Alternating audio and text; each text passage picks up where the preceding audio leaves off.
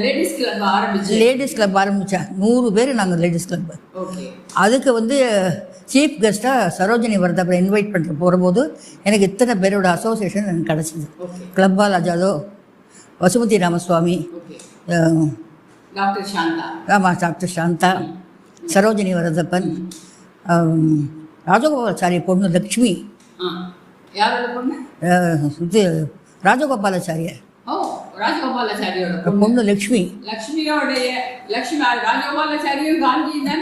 ஆமாம் ஆமாம்,